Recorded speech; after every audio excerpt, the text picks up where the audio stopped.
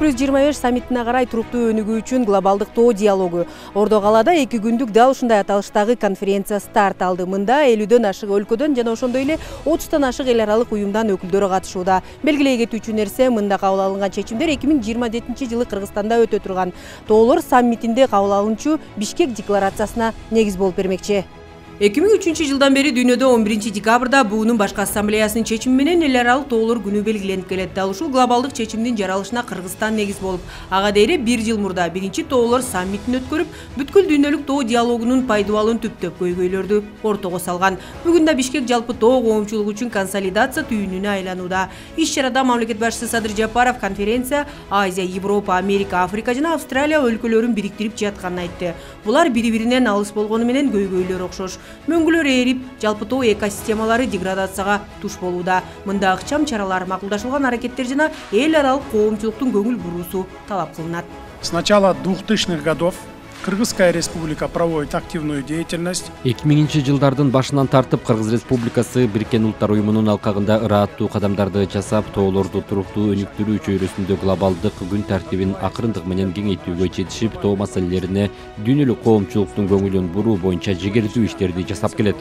Биздин демилгебиз менен Бириккен Улуттар уюмунун башкы ассамблеясы тоолорду туруктуу өнүктүрүү резолюциясында 2023-2027 жылдары тоолорду өнүктүрүү боюнча иш-аракеттердин 5 жылдыгы деп жарыялаган. Биз бардык өнүктүштөрүбүзгө колдоосу үчүн ыраазычылык билдиребиз. Бүгүнкү конференция ушул 5 жылдыктын алкагында өтүп жатат. 5 жылдык аракеттердин глобалдык алкактык планынын негизинде Бириккен Улуттар уюмуна мүчө мамлекеттер тоолуу аймактарды туруктуу өнүктүрүү боюнча иш-чараларды жүзөгө ашырууда. Кыргызстанда тоолор 5 жылдыгынын алкагында жашыл энергетика, транспорттук инфраструктура, тоолуу аймактарды жашылдандыруу, санариптештирүүнү өнүктүрүү, калктын медициналык кызматтарга жеткиликтүүлүгүн жана шартын жакшыртуу жаатында ырааты менен уланган иш-аракеттер жүрүүдө.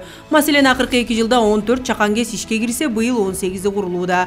Жашыл мурас улуттук программасынын алкагында миллиондогон көчөттөр отургузулуп, алыскы, жетүүгө кыйын болгон тоолуу конуштар электр энергиясы, интернет жана негизги инфраструктурасы менен камсыз болууда. Предлагаю консолидировать наши усилия. Тоолуу аймактардын туруктуу өнүгүүсүн камсыз кылуу жана климаттык кризиске туруктуулукту жогорулатуу үчүн эл аралык каржы институттарынын колдоосу менен айыл чарбасында, жашыл экономикада жана энергияны кайра жаралуучу булактарында инновацияларды ишке ашыруу, тоолуу аймактардагы долбоорлорду, анын ичинде климаттык каржылоо механизмдери аркылуу туруктуу каржылоону камсыз кылуу. Бул максаттарда тоолуу өлкөлөрдү өнүктүрүү фондун түзүүнү сунуш кылам. Дүйнө өлкөлөрүнүн тышкы карызын жашыл демилгелерге алмаштыруу боюнча биздин демилгелерибизди колдоону сунуштайм. Биз Германия жана Түркия тарапка бул демилгеге практикалык колдоо көрсөткөндүгү үчүн өзгөчө ыраазычылык билдиребиз. Тоо экосистемаларын коргоо жана климаттын өзгөрүшүнүн тоолуу райондорго тийгизген таасири боюнча эл аралык изилдөөлөрдү, анын ичинде климаттын өзгөрүүсү боюнча өкмөттөр аралык комиссия аркылуу кеңейтүү зарыл. Бириккен Улуттар уюмунун алдында Бириккен Улуттар уюму тоолор координациялуу механизмин түзүү, өнүккөн жана өнүгүп келе жаткан өлкөлөрдөн, ошондой эле эл аралык өнүктөштөрдөн турган тоолуу өлкөлөрдүн кеңири коалициясын түзүү, жаштардын жана аялдардын катышуусусуз туруктуу келечекти куруу мүмкүн эмес экенин баса белгилегим келет.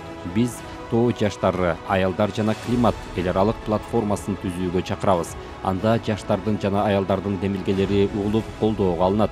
Биздин чечимдер натыйжалуу гана болбостон, адилеттүү жана инклюзивдүү болушу керек.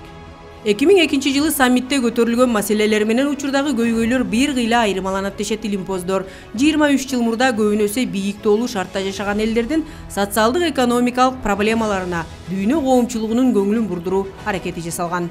Бүгүнкү күнү мынадыр карасак 16% жок деп атат. 2002 жылы ал маселени көтөргөн жокпуз. Потепление климата деген эч ким сөз көтөргөн жок. Эч ким. Бул аларда башка маселени көтөргөнбүз. Болмаса эми миграция, кедей кишилер жашайт, экология дегенде азыр эми биринчи орун потепление чыкты. Анда эч ким караганда жок.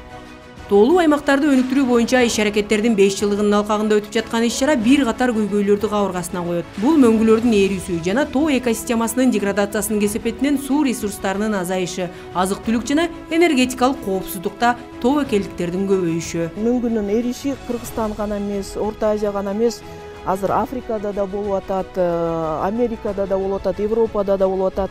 Мен мурун айтып кеткем, эки өлкө Словения менен Венесуэла практически өзүнүн мүңгүлөрүнүн баары эрип кетти да. Анан эми үчүнчү өлкө кайсы болот, ошо мүңгүлөрдү жоготкон өлкө кайсы болот? Ошону да биз бүгүн талкуулап, кандай бир чогуу консолидация кылып, кандай иш-чараларды биз чогуу алып барышыбыз керек. Декларациянын максаттарынын бири бул биз ушул тоолуу аймактуу өлкөлөрдү бириктирип, ушул тайпа түзүп, биз тоолуу өлкөлөрдөгү көйгөйлөрдү дүйнөлүк коомчулукка жеткизүү жана дүйнөлүк каржы институттары менен тыгыз иштөө. Тоолор жер шарындагы кургактыктын 22%-ын ээлеп, анда 1 миллиардтай эл жашайт. Жер шарынын калкынын жарымынан көбү дал ошол тоолордогу энергетикалык жана азык-түлүк ресурстарынан көз каранды. Мисалы, ичүүчү суунун 80%-ы тоолордо куралат. Андыктан Кыргызстан башында турган тоо диалогу жалпы жер планетасы үчүн өтө маанилүү. We have identified 35 projects. Учурда биздин каржы мекеме аркылуу Борбор Азиянын 5 өлкөсүндө, ошондой эле Азербайжан, Грузия жана Пакистанда 35 долбоор ишке ашууда. Жалпы суммасы 3,5 миллиард долларды түзөт. Ошондой эле учурда Жашыл климат фондуна каржылык көрсөтүү үчүн 250 миллион долларга жакын каражаттын бөлүнүшү да каралууда. Белгилеп кетүүчү нерсе, биз Кыргызстан менен абдан тыгыз кызматташуудабыз. Себеби өлкө учурда жалпы планета үчүн маанилүү болгон климаттын өзгөрүү шартындагы ыкчам аракеттердин сап башында.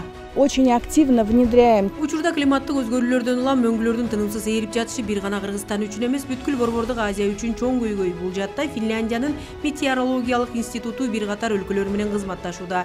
Бизде ар кандай талаа иштери, ГИС спутниктик маалыматты моделдөө боюнча иштер жаатында чоң илимий база бар. Биз бул жака жергиликтүү илимий кызматкерлер менен тыгыз иштешүүгө батыл киришүү үчүн атайын келдик. Себеби климаттын өзгөрүүсүн басаңдатууда жапатырмак аракеттер гана жыйынтык бере алат. Бишкек плюс 25 саммитине карай туруктуу өнүгүү үчүн глобалдык тоо диалогу эртең дауланат. Анын алкагында бир катар өлкөлөрдөн келген делегаттар Аларча жаратылыш паркына барып биргелешкен бак отургузуу иш-чарасына катышмакчы. Акмарал Сабатар, Рыскелди Көкүлбеков, Ала Тоо 24.